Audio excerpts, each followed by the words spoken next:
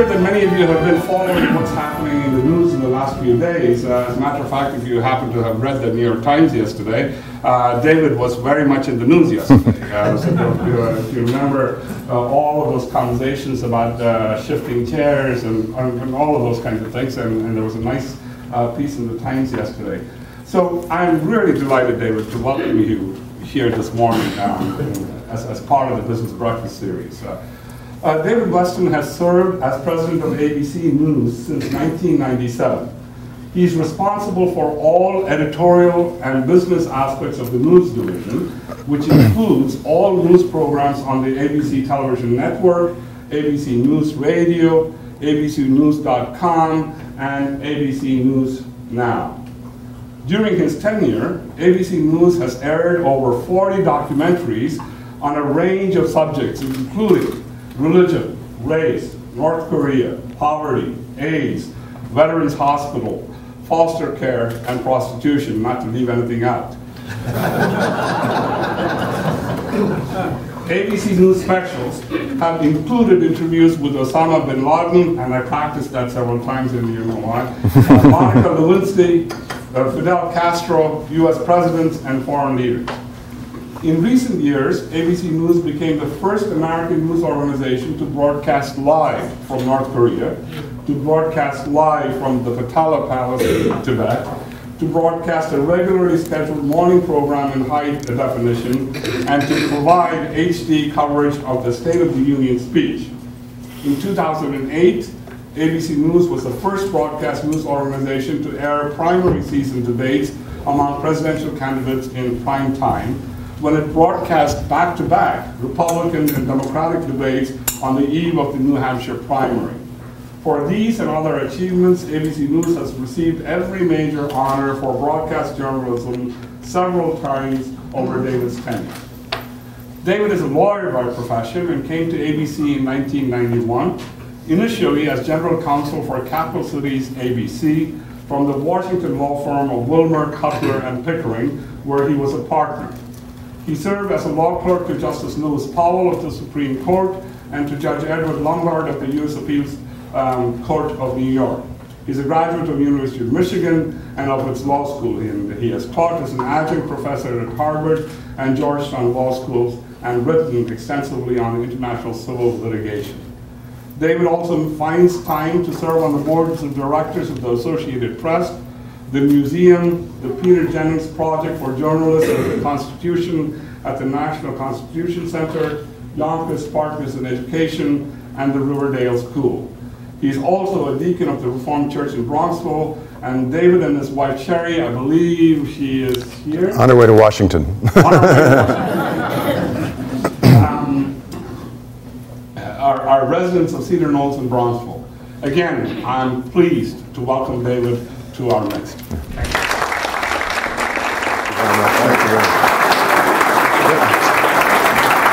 Thank you. Thank you. Thank you very much, Dr. George. It was very gracious of you. I think I've got to cut down the bio a little bit. It's a little on the long side. And thank you, Emma, for arranging this. It's good of you to invite me. I must say my main exposure to Concordia is through my kids, because I have a daughter who's been to the summer camp here 2 or 3 summers, and a son who went to soccer clinics across the way at the gym. So it's nice to be in an academic setting, although it does remind me of law school. This is the way our law school classes were all set up. So it's very nice to be here. And first of all, I appreciate all of you coming out so early on a dreary December morning. It's very good of you to do. The way I thought I would do this, I mainly want to know what you want to know about, because it's hard for me to know what you're curious about or would like to talk about. But what I thought I'd do is I'd go through about 5 different subjects and lay them out briefly that I think are important or at least relevant, and then take questions and really follow you wherever you want to take me.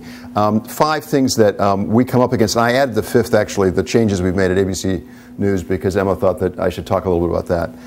It is not true that I arranged this all just so we get publicity for this speech, contrary to what Emma suggested. But so I added that. But as Dr. George said, I came to this from the law. I came to journalism in a very indirect way, and I never expected to do this. And frankly, when I first came to ABC News, I did it as what I thought of as a good corporate citizen because we had an issue. My predecessor was Roone Arledge, a name some of you may recognize, who created ABC Sports and then really built ABC News. And Roone was getting toward the end of his tenure, and I at the time was running the network, the ABC television network, and technically Roone reported to me, although Roone really didn't report to anyone. But we knew we had to have a successor in place, and I spent more than a year trying to find a successor, and frankly couldn't find anyone that we thought would really fit the bill. And so somewhat reluctantly I volunteered to do it, thinking I could do it for at least a transition phase, because I cared about ABC News and wanted to do well. And my boss, Bob Iger, who now runs Disney, sort of didn't want to do it at first, and then we talked ourselves into it. So I did it as a good corporate citizen. I have been blessed with some great jobs, which Dr. George was kind enough to mention some of them. Like clerking with Justice Powell was one of the most special experiences anyone could have. But I must say, having come to it reluctantly, and not because I particularly wanted to do it, I stumbled into a job that is unbelievably great, for me at least, that I love and that I believe deeply in. And so I thought I would talk about some of the issues that we deal with and why I am so engaged and most days at least love what I do. Let me start with a basic question. A lot of these things are things that I'm sure you've thought about or heard about, talked about, but let me start with a basic question about what is news. There's a lot of talk these days about the line between news and entertainment and whether that's becoming blurred, and I think in some places it clearly is, and whether there's too much entertainment in the news and not enough news. So let me start with a story that illustrates some of the questions that arise about defining what is news, and it goes back to the beginning of my tenure. I started in March of '97. And in August of '97, if you remember, was when Princess Di was killed in the traffic accident in Paris. And if you remember, it was over Labor Day weekend at the end of August. It was a Saturday night. And I was at home, and I got a call from the desk. The desk always calls you 24 hours a day to tell you what's going on, saying there's been a car crash involving Princess Diana and Dodi Fayed. And I turned on the television set, and I went back and forth between CNN, and we had special reports coming in at the time, trying to update. And one special report came across, I remember, that said she has a leg injury. And when I heard but Dodi is dead, Dodi Fayed is dead. And I said, okay, she's dead, the palace just doesn't want to say it yet. So I got in the car and drove in. So I went in to the ABC newsroom, and the way it was configured, the newsroom and the working people were just right behind the anchor position. So we had Kevin Newman, who was our weekend anchor, on the air live at the time. And early on, I asked for, before they announced she had passed away, I asked for our primetime team, the people who do our news magazines, to come in and start pulling together video and start thinking about a primetime special for Sunday night. Because if she had died, I thought we should do one. And they came in and they were scrambling, and we were reporting on through the night. Peter Jennings was our anchor at the time, our principal anchor, and frankly we couldn't get in touch with Peter. He was out on Long Island, he was out of reach of cell phone, and it sort of went black for about 2 or 3 hours. We couldn't reach him, or Roone for that matter. Roone was out in the Hamptons as well. I don't have a house in the Hamptons, so I didn't have that problem. So I got a call from Peter about midnight, as I recall, 12 or 12:15, and I took it out on the news floor just off camera, but Kevin Newman was talking live on camera at the time. And Peter got on. Remember, I've been in the job now 5 months, basically. And there'd been a lot of hazing and a lot of questioning of me because I was not a journalist. Worse than that, I was a lawyer. I was a corporate lawyer, and there was a lot of doubt. So Peter was on the phone, and Peter said, David, I've heard that Princess Diana died, and I also have heard that you are considering a primetime special for tomorrow night. And I said, that's absolutely right, Peter. And he said, well, that's your decision to make. I just feel I owe it to you to tell you that if you do that, it will be the end of your presidency of ABC News. Because no one will ever take you seriously as a journalist. Because that woman was just not important. So here I am 5 months in, I've got Peter Jennings, the legendary anchor, on the phone, we're on live, and I'm being told that's it, it's all over. My career, 5-month career in journalism. And I remember saying, just because it came to mind, I said, you know, she was not a head of state, she did not command armies, but I have a sister, which is absolutely true, living in Ann Arbor, Michigan. I'm from Michigan originally, who never reads the tabloids. But the moment Diana got engaged, she started reading everything about Princess Diana. And I said, I have a sister in Ann Arbor, Michigan, who's followed everything about this woman, and I think there are a number of Americans who will have that same reaction. So I think we do need to do the special. And he said, I said, it's your decision to make. I will have nothing to do with it. Click. So flash forward, next morning, I get a call about 10:30 in the morning on Sunday morning, and Peter's on the phone. And he said, I'm on my way in the car. I followed all the coverage. You were right. I was wrong. Please let me on the special. At which point I called Rooney and said, don't let him on the special no matter what happens. And I decided to let him on the special. And what happened, if you go back in history, we did a 90-minute special that Sunday night with Barbara Walters, Diane Sawyer, and Peter Jennings anchoring, all the three of them. So that's an illustration of sort of some of the judgment calls.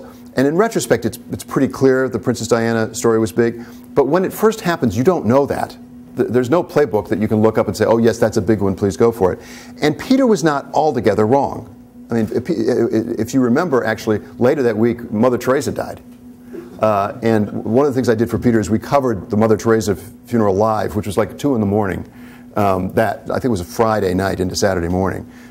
So we covered that as well as Princess Diana's funeral. But Peter was not altogether wrong. I mean, Princess Diana was not a head of state. This is not Winston Churchill. This is not Harry Truman. This is not FDR. At the same time, it's a story that our audience cares about. So part of the issue for us as we think about these is how much of it is what the audience cares about and how much of it is what we think the audience ought to care about. The formulation I've come to over time is that news for me is as much of the truth as we can find about things that matter to the audience. And I choose the word matter very specifically because matter includes things people care about. I don't think it's my place to tell our audience you should not care about that. That's a pretty elitist approach. Now, that doesn't tell me how I should cover it or what I have to say. I mean, we hope that we can find something intelligent to say about it. But for that reason, I don't apologize for the coverage of Michael Jackson's death and funeral. That's something that clearly the audience cared about. And who am I to sit in my office in New York and decide that the great unwashed masses don't deserve to hear about something they care about? It's my job to try to find something I can tell them about that's helpful. But Matters covers not just what people care about, because if you do that, it's just pandering. It's just sort of taking a plebiscite every day and figure out what people want, which will not work, besides being wrong. But by saying what matters also includes things that people ought to care about, and maybe they don't know they care about, and trying to do it in a way that engages them and they realize why they care about it. So it means we cover Afghanistan even though every piece of research we have indicates people don't want to hear about the war in Afghanistan anymore. They're over this. But we have a responsibility to our audience to find the stories and present it to them, to keep it in their mind, and to find ways of telling stories that will get them more interested. So one thing we can talk about is the line between entertainment and news. I will say one of the challenges of my job that makes it fun but really makes it difficult is I think of our job at ABC News as trying to do the best journalism for the most people, right at that intersection. And it's pretty easy to do one of those things or the other. It's pretty easy to do really good journalism that nobody pays attention to, that's just like spinach. And there are magazines, for example, you could name that I think approach that, and they have a very limited, devoted, small audience. And there's nothing wrong with that, but that's not what we do. We're a mass medium. We're not a niche provider. It's also pretty easy to do really bad journalism and get a really big audience, to go really down market.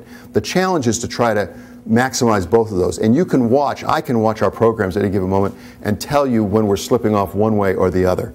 When it looks like, oh, that's very earnest, that's very nice, but nobody's watching this at this point. Or the flip side, I'm sure people are really interested in that, but it really is not improving anybody's life or telling anybody anything that they want to know that they don't know already. A second subject, that one subject is line between news and entertainment. A second subject is, you can call it partisanship, you can call it bias. They sort of are related concepts in the news. There's a lot of talk about this. And I'll go back again and tell a story or two. Two stories. Right after 9/11, after 9/11, we went on the air. We were on the air with Good Morning America about 8:45 when it happened, and we stayed on the air right through till, I think it was 1 in the morning, Saturday morning, without commercial interruption, just stayed on the air straight through. But while we were on the air, I think it was Tuesday, could have been Wednesday, I was in the control room where we were live, and a call came in from one of our, I won't name him because it's probably not fair exactly, although I don't think this reflects badly on him, one of our most prominent Washington correspondents, who was furious that I had decided not to waive a policy we'd had at ABC News for many years, long before I came there, that we do not wear pins in our lapels of any sort. We just don't let people wear pins. We don't put anything on our lapels. And he wanted to wear an American flag on his lapel as a patriotic duty. And I said, I'm sorry, we're not changing our policy. We're not going to do that. We've never put pins on. We don't do that. And he said, well, it's my patriotic duty. And I said, I think your patriotic duty right now is to be the best reporter you can possibly be, because what the American people need is they need information. And that's the most patriotic thing you can do. And he said, well, I'm an American first and reporter second. And I said, well, as an American first, I mean, that's your job. You're not taking a gun and going and shooting people. You're trying to report the news, and I think it's important. Now, I will be perfectly honest with you. Probably at the back of my mind was we had some prominent people who were on air, including our anchor, who was not a U.S. citizen. And I didn't want to get into a matter of who's got a lapel pin on and who doesn't. And I didn't want to order everybody to put an American flag pin on, because then the audience is going to decide who's a patriot and who's not. So to be perfectly honest with you, there was a pragmatic reason for this, as well as a principled one. But we've stuck with it to this day. I got a lot of flack for that. In fact, today, sometimes on the internet, they still drag that back up as if it happened yesterday. David Westin has announced no American flag pins. And first of all, as I say, it's a policy that goes back 20, 30 years. But secondly, it happened in September of 2001. Another instance involving bias that there was a lot of controversy about was a year into the Iraq War. Ted Koppel, who was then on Nightline, and his producer Tom Patag came to me and said they wanted to devote an entire program of Nightline to reading the names of those who had been killed in Iraq and showing their faces. This was frankly borrowed from, now help me, was it Life or Look who did that in Vietnam? The published them all? Was it Life that had an episode, an issue where they published all the photos of those killed in Vietnam?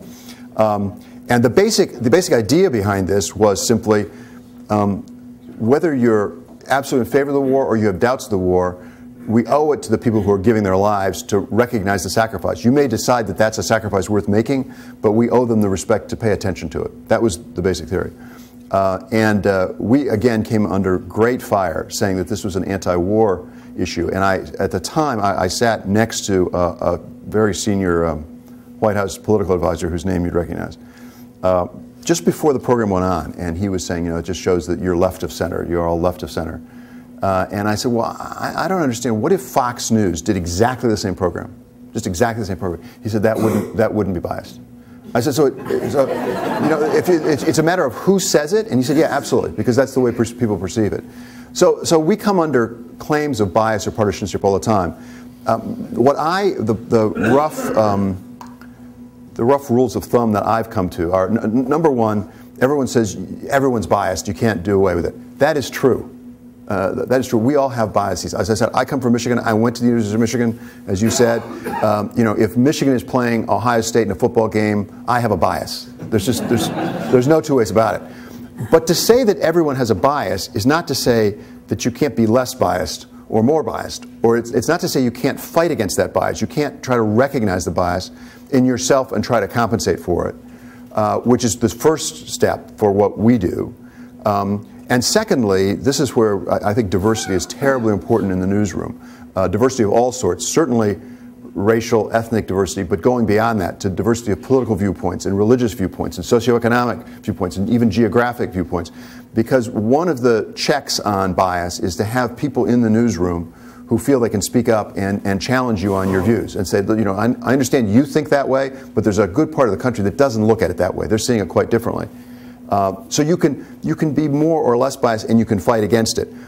There is a place for partisanship or for opinion in journalism.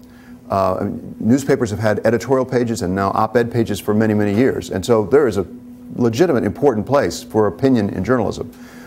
My own view, and this applies to ABC News, I'm not responsible for anyone else's, the critical thing is that the audience knows what's opinion and what purports to be fact, that you can't blur that line.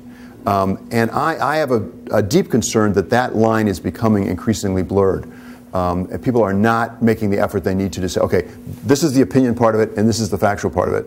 And this is true not just, I mean, you might think I'm thinking about cable news, which I am, but it's not limited to cable news. I think we see it in some newspapers and other places. And I think that's a disservice to our audience. It ultimately is self-defeating, I believe, because the basic pact I hope we can create with our audience is we're telling you this simply because we believe it to be true and we think it matters to you. There is no other agenda here. It's not because we're trying to persuade you of something, we're trying to sell you something, any of that stuff. It's just, now we could be right, we could be wrong, but we're making an earnest, good faith effort to try to tell you what we think to be the truth as best we can figure it out, and about things that matter to you.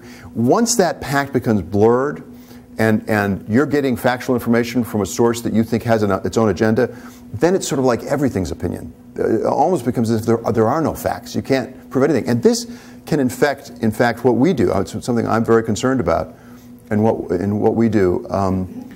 There are things that there is no one simple truth for. And we have to recognize those, and in those instances, our responsibility to the audience is to present credible viewpoints on it. I'll name one. Abortion. I don't think that there's a simple truth about abortion one way or the other. And I would not want to take a position and say, okay, it's just true that abortion is bad or abortion is good. There are a host of those normative questions, those ought questions that we should not be doing. But there's a lot of things that you can get pretty close to knowing what the truth is, even though you can find different viewpoints on. A simple example is polling. Polls get reported all the time.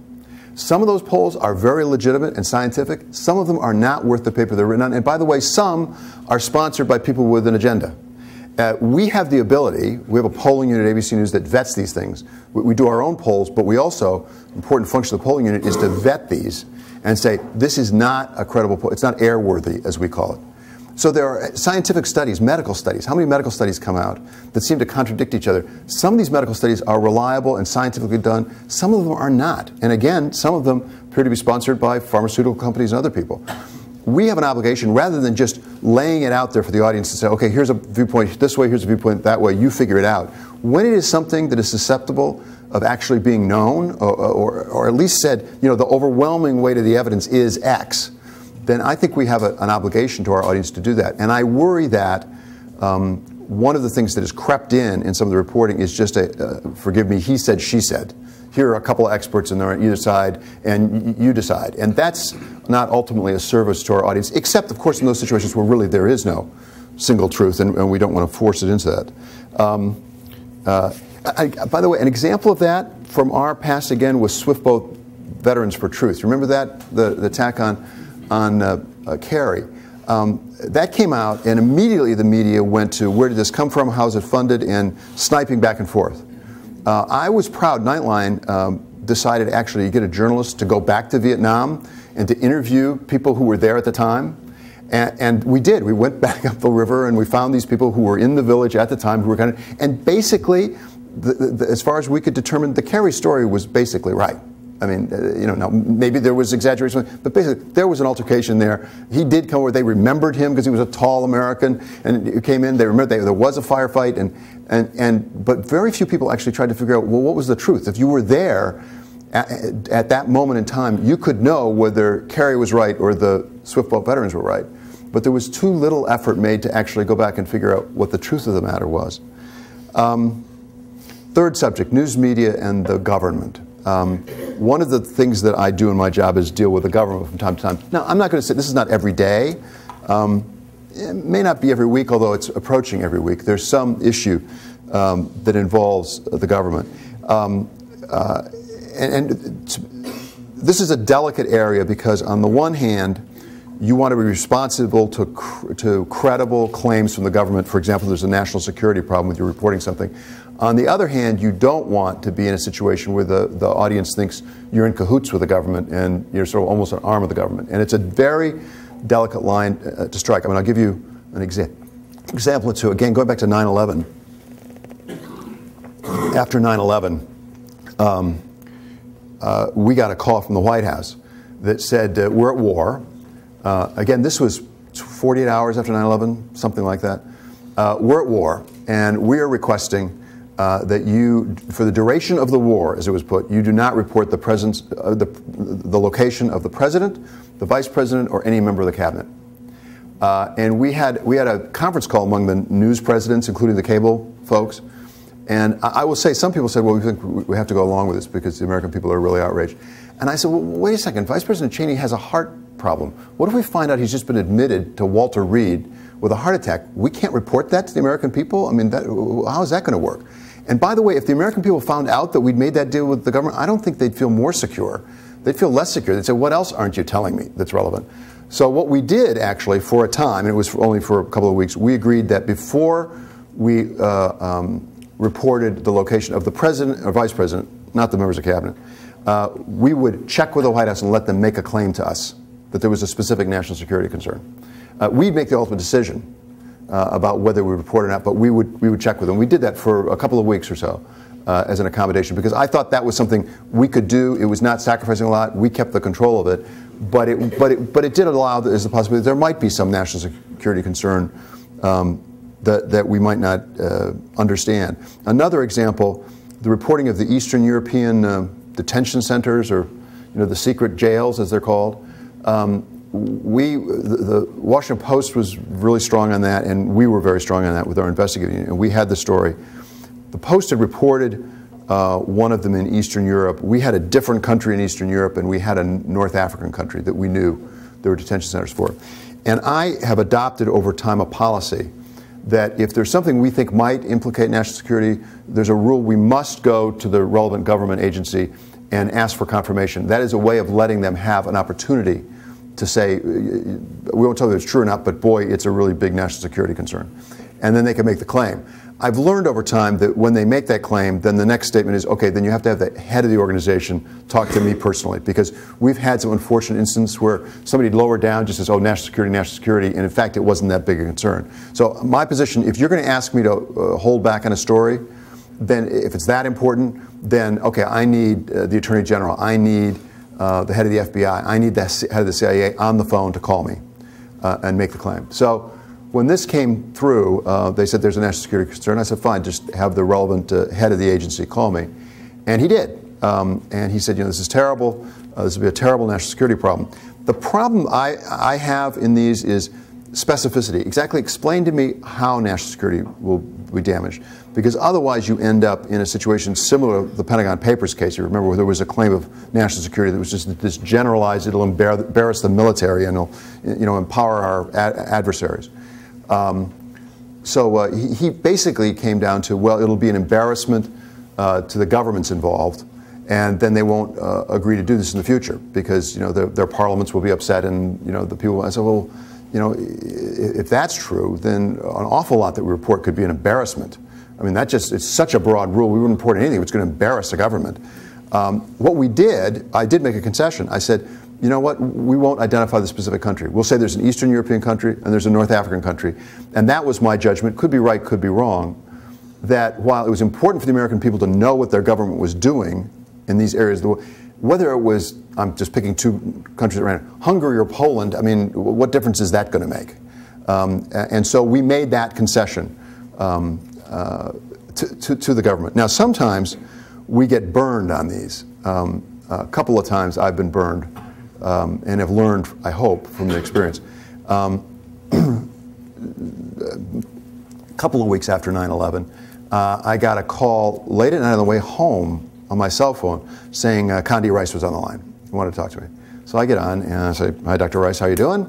And she said, well, we've got a problem with playing these Osama bin Laden tapes that come out. There'd been a couple of them by that point. And I said, okay, what's the problem? She said, well, we think there may be hidden messages in the Osama bin Laden tapes. And I said, okay. And she said, so I want to have a conference call with all the news presidents again tomorrow morning. We're going to have a conference call and talk this through because we want you not to play them anymore. And I said, well, that's fine. But in preparation for that call, it would be very helpful if you could be much more specific. I mean, what is the indication that there's a hidden message? Because that sounds pretty vague to me. She said, okay, fine, I'll work on that. So we get on the call the next day. And she had no more specificity. She said, I've talked to the guys and they can't tell me, but they think there might be something buried in there. I will say some of my counterparts, most of whom are not in their jobs now, there was a rush to patriotism that was shocking to me. And it was understandable, but there's a dynamic in that group thing of who loves America more. And it's sort of, you know, absolutely right, you're right, Dr. Rice, we'll never run these again. I said, well, wait a second. Can we have a discussion about this offline without Dr. Rice on the phone? So we had a discussion offline, and what we agreed to, and I was fine with this, is we agreed we would look at them tapes before we just run them raw and see if there was any indication, you know, that we could pick up on them, of some hidden message. And so we called back and said, okay, we're willing to agree that we will look at them before we run them. And, you know, we will probably not run them in their entirety because, frankly, they go on forever and they're not telling us all that much anyway. Within 5 minutes, the head of communications for the White House was in front of the mics saying that all the news presidents had agreed never to run these tapes again. Flat false, but more than that, it was clear to me this was a total publicity stunt. It was a total publicity. And the New York Times picked up on the front page, said that we'd all agreed to this. I wrote, it was Howell Raines at the time, I wrote, Howell, I said, that's not what we agreed to, it's just dead flat false. And by the way, you didn't ask me. You could have called me and asked me what we agreed to. It's not true. But so I learned from that. The main thing I learned from that is, and I say this to this day, is if you have an issue, we'll deal with it one-on-one, unilateral. There's no need to get everybody together because they were smart, they were clever, because you get us in a group and there is a hydraulic pressure that comes to bear, you know, that it's hard to resist. Another time we got burned was, there's a so-called American Al-Qaeda member, Gadan is his name, I don't know if you've run across him, he was a Californian. I think he's actually Jewish of origin, but he's an active, and now he's supposedly a fairly senior officer over in Afghanistan or Pakistan or something like that. And we had the first American Al-Qaeda tape. But you know, you get these tapes, they come through these surreptitious things over in Pakistan, and how do you know what it is? Do you know if it's legitimate or made up, or you don't want to be taken advantage of? So we called the FBI and they said, well, we'd like to see it. And I said, okay, fine, we'll see it. We'll show it to you. We'll give it to you. Give you a copy. We gave them a copy, and they said, okay, we're working on verifying it. Within 48 hours, it was on Fox News. And it was not the FBI's fault, by the way. The government admits that this was wrong. It was somebody in the political side in the White House that they gave it to. And they gave it right to Fox News. And it showed up, and we looked up and said, what's going on? This is our exclusive, and now it's on Fox News because we were trying to be good soldiers and vet this thing through. Subsequently, I had a different instance where there was a tape, and it was then the director of Homeland Security that called me home on a weekend, and he said, I know about this thing in FBI. I promise you, David, we will not burn you on this. just let us come look at it to see if there's anything. And they sent a very senior FBI person in to look at it in our edit suite and said, no, it's fine, go ahead. But he said, you know, I've heard about this, and it's embarrassing, but we will not burn you this time. So that's, I mean, it's a delicate issue, and you can get it wrong, and probably we do get it wrong fairly often. But I must say, and this is something I would like to do research on, because I've done some reading, but not enough to really state this authoritatively. My hunch is if you go back through American history and look at the damage done to national security through secrecy, and weigh it against damage done to national security through revealing secrets, that in fact the secrecy has in the long run hurt us more. I mean, there's the famous Bay of Pigs incident with President Kennedy, where he didn't kill a story in the New York Times, but substantially reduced it in size and specificity. And then after the Bay of Pigs, supposedly, this is Halberstam's version at least, called the New York Times up and said, I wish you'd gone with the whole story because it would have stopped Bay of Pigs. We wouldn't have done it. And for our part, look at weapons of mass destruction. I mean, we took the word of the government and intelligence, and we did not press hard enough. And if we had real intelligence, maybe it wouldn't have been doable, but if we had real intelligence indicating they did not have the weapons of mass destruction, that would have changed our national security equation in this country rather profoundly. So my hunch is, in fact, you can do damage through secrecy to national security as much as you can through revelation. But I need to do more work on that. Two more subjects. Business of news. That's in the news a lot. This is print, which I don't know as much about as other people in the room do, and certainly broadcast. There was a time, and I'm talking about broadcast, there was a time when broadcast news was a loss leader for the networks. This was not, contrary to some people's thought, this was not through altruism or the nobility of the people running the companies. It was for basically two reasons. One is the government was much more regulatory minded at the time, and station licenses really came up for review, and there was a real public interest requirement there, and you need to be able to show that you could do that, that you had delivered on the public interest obligation. And two, particularly for ABC News, the reason why Roone Arledge was brought in and given a blank checkbook was not because Leonard Goldenson, who really created ABC and built it up, loved news or wanted to be a good man. He needed a stronger affiliate lineup. And the affiliates really make their money off of news, of local news. And he needed to woo some affiliates from the other folks over. And the only way to do that was by having a really strong news division so that he could have a stronger network to make money off of entertainment programming. So it's always been either regulatory related or money related. Those days are gone. I mean, essentially, the regulation has essentially, not quite, but largely gone away of the stations. And the affiliate lineups are pretty set up, and frankly, with cable coming in, the entire affiliate structure is under more challenge than it ever has been before. So the fact is, ABC News needs to return some operating income to the Walt Disney Company. We owe it to the shareholders. I don't resist that. I mean, there's a limit. We're not going to make the company rich. We're not going to change the share price as a practical matter. We're not big enough within the Walt Disney Company.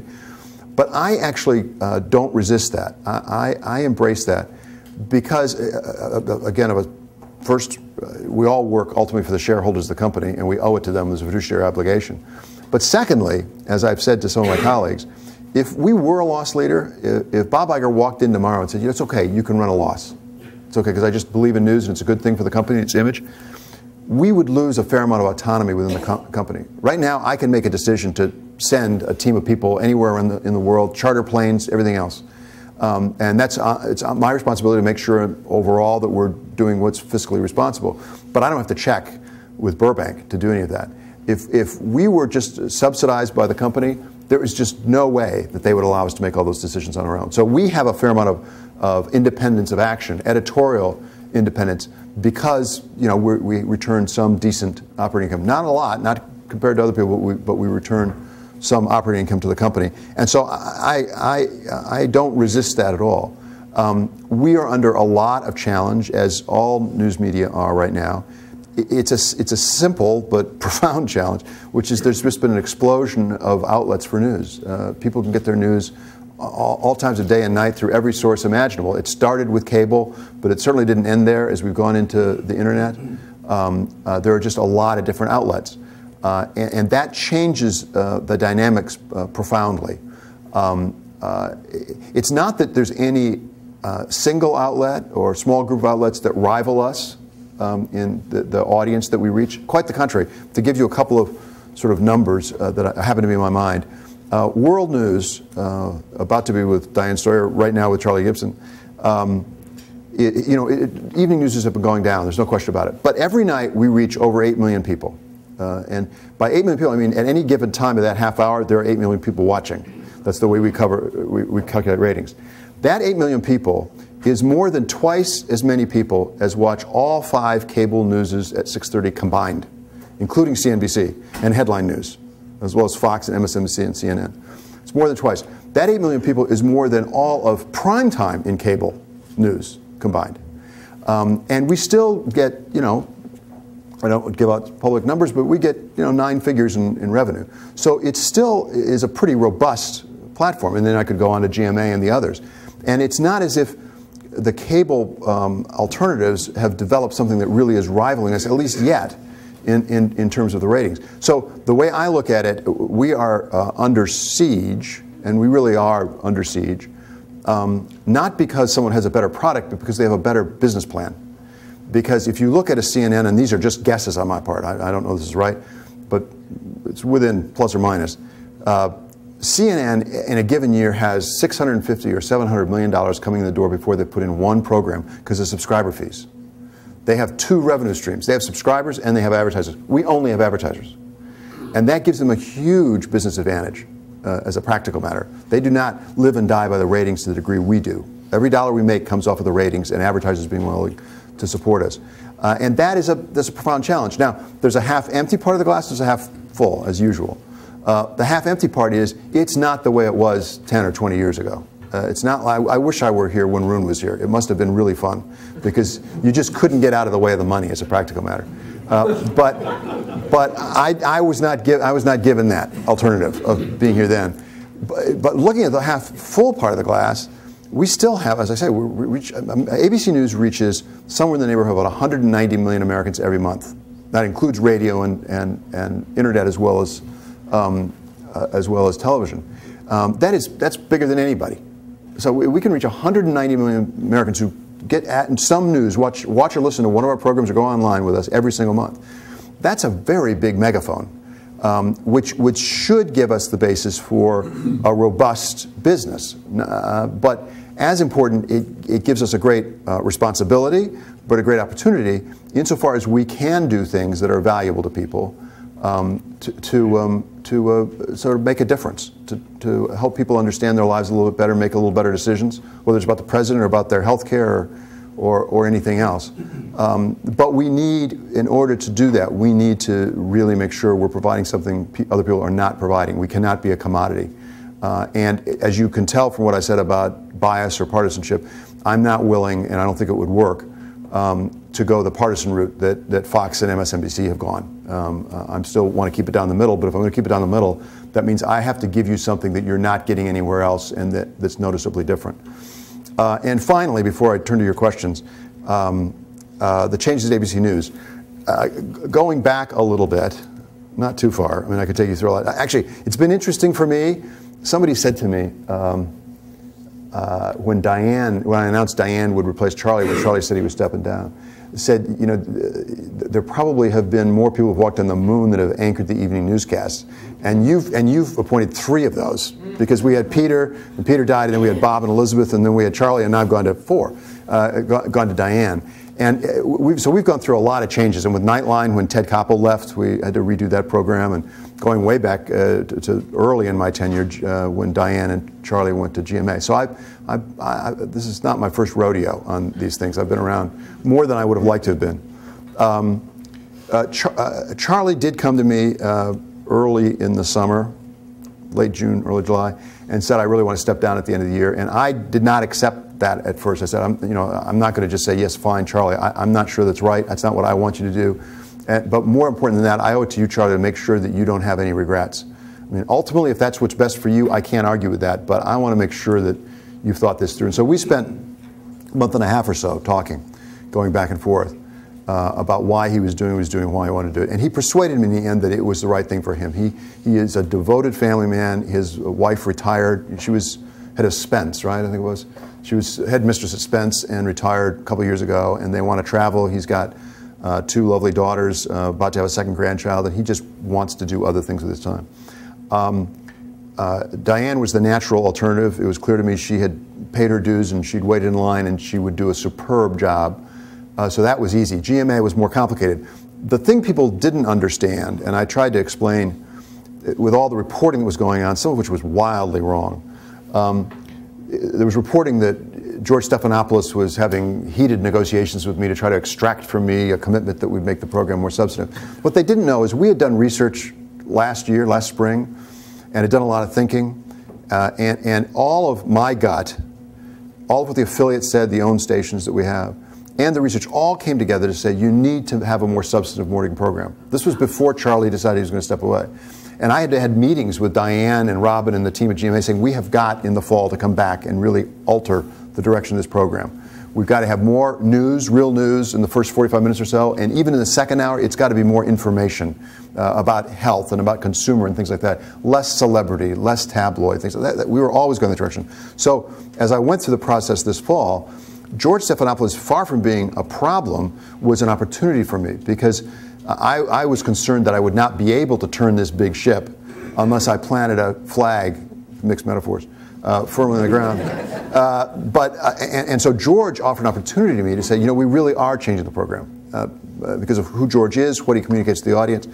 And so we started, yesterday was our first broadcast with George. I'm very excited about it. I think it is a work in progress. We will evolve the program as we did with Nightline when we changed Nightline.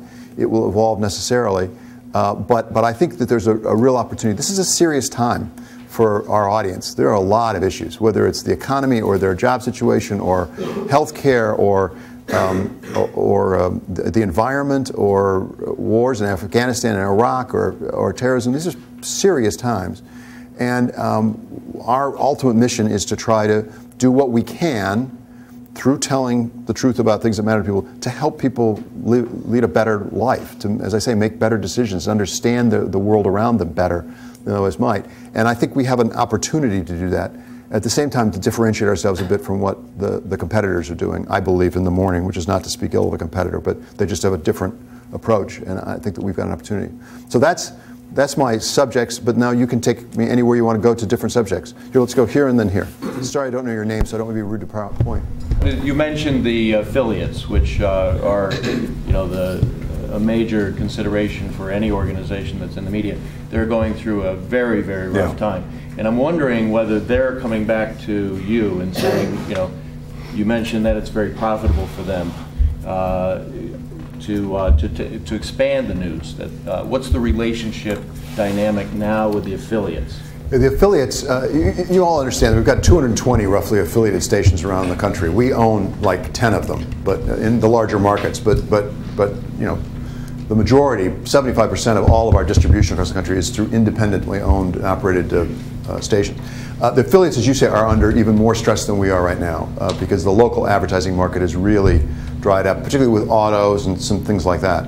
And they're in shock. What has happened, in my view, in many markets is there's been an oversaturation of news. The overall appetite for news, particularly television news, is going up. It's just that there are more and more providers. And so now you end up with 4, 5, even 6 local newses in a market. And I think there probably will be a shakeout with some consolidation. It's always something that people in the local business want to do, is expand into news because they have all the inventory. They get to sell all the ads. They don't have to share them with the syndicator or with us. And it's reasonably inexpensive to do. The problem is, this is now way too much business speak, but in a somewhat suppressed market for ads, adding inventory into that local market could be the worst thing you can do because you've got more supply for reduced demand. So one of the surprises to me is how quickly the local station market went south. Yes, but over here, yes. Yes, thank you. In reference to your third point, have you seen, or do you see any significant difference between the way the media was treated by the Bush administration and the way it's being treated by the Obama administration? It's interesting. My answer is probably not. Actually, it might surprise you. It's more in tone than in substance. I think there's a natural relationship and even a natural progression relationship between any administration and the media. Particularly as things get harder for the administration, they start to blame the messenger and really take issue with the media. And every administration, Democrat or Republican, has done that. Now, I will tell you, my own personal impression is, by and large, the Obama administration people that we deal with tend to be nicer. They just are more pleasant to deal with. There were certainly nice people in the Bush administration, but there were some pretty hard-edged people too. But I'm not sure that's anything more than a nuance. I'm not sure that it comes out anywhere differently. They want to be as controlling as they possibly can. They want to advance their mission and their message, which is understandable. And it's very important to realize we're not the friends of any administration. And there's a temptation, particularly in Washington, to sort of get into a Stockholm syndrome where we're friends. The fact is we have different roles. I mean, we can be respectful to one another and civil to one another, but ultimately our job is going to be sometimes at odds with any administration. Who's next? Yes, sir. With all the pressures that traditional media are under, what advice might you give to young people who might contemplate a career in journalism? And are there certain paths or certain qualifications you would say would really be more important now? Yeah, the most important advice I would give is, by the way, what I would give to somebody who's going to law school too. Do it because you love it. Don't do it because you think you're going to get to be famous or you're going to get to be rich or anything else. That could happen, but chances are against that. Do it because you love the doing of it, that you really believe in what it is you're doing. I think that there is a great future for young people in journalism, and particularly I'm talking about video journalism right now, which would include the web as well as broadcasting.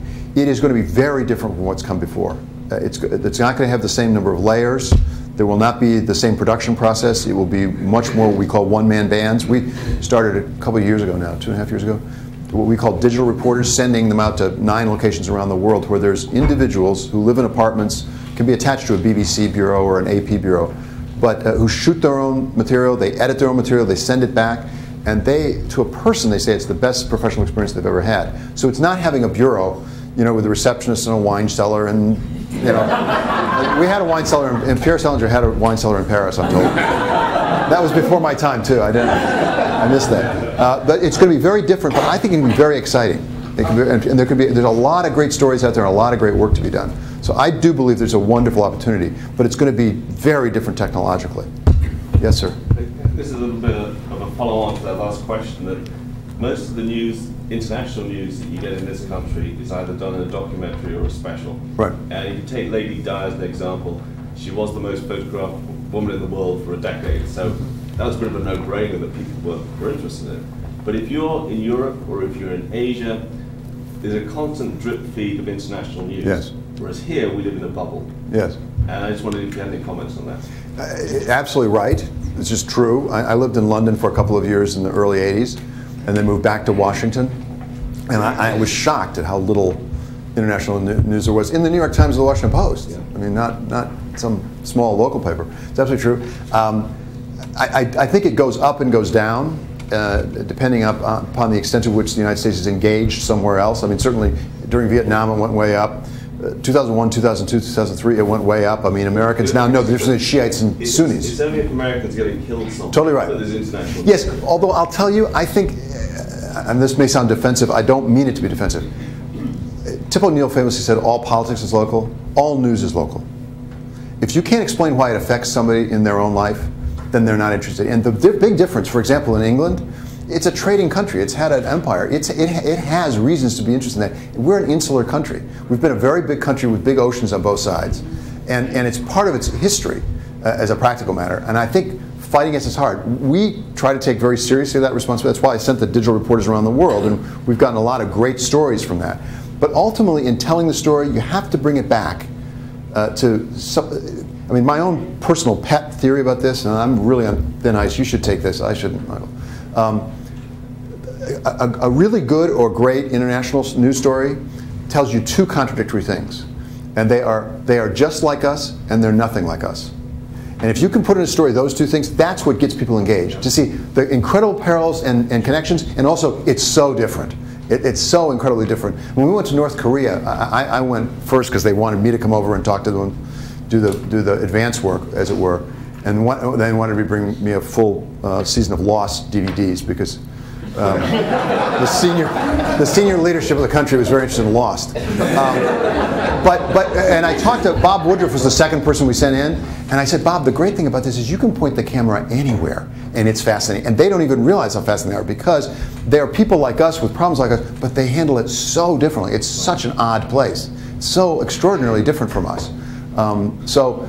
So you're absolutely right, and we actually, that's part of our responsibility. We try to fight against it, but I'm not going to say, boy, it's just going to change radically, at least not anytime soon. David? Yeah, yes. The question maybe is directed to the kids in high school. You have 8 million people who are watching every evening, which is a fantastic number. My question to you and to them, that's probably better said by the people sitting here, not that age group. Right.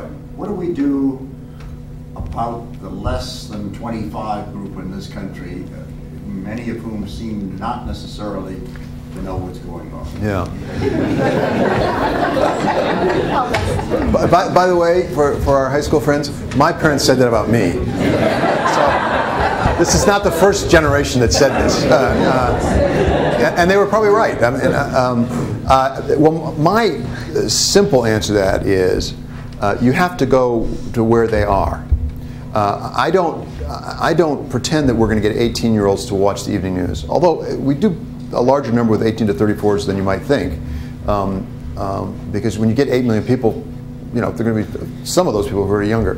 But it's the internet and it's social networking and it links to Drudge and things like that.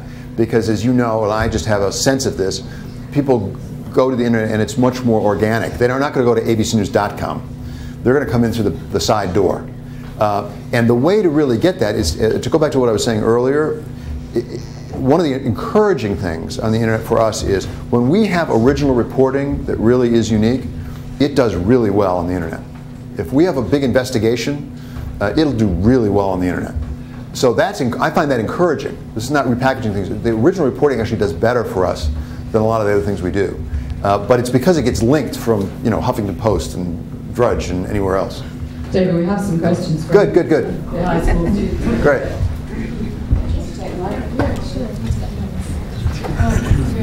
I was just wondering how you feel about sort of like the way that in the last presidential election, the candidates were kind of treated as if they were like tabloid stars. Do you agree with that? Like that's necessary, or? Well, I think well, I should say before Tiger Woods, I thought we were to a point in this country where there just are no secrets from public figures. I do think it's an interesting story that everyone on the golf tour seemed to have known about Tiger Woods, including the sports writers, and it never got reported. It's like the Kennedy White House. I mean, I'm surprised. But listen, people are really interested in these folks, you know, I certainly draw lines. For example, with the children, with the daughters, I really respect the White House's desire to have Sasha and Malia kept out of the limelight. At the same time, if you're a public figure who's running for president at this point, you put yourself into the public limelight, and the American people want to really kick the tires and look at you really hard. So, but was there a specific thing that you regarded as tabloid that you thought was over the line? I mean, you know, just like a lot of the coverage was Sarah Palin, although with her, you know. Well, I think this is now editorializing, so now I'm saying this is opinion, this is not fact, okay? I think the interesting about Sarah Palin is that she elicits such a strong response, both negative and positive.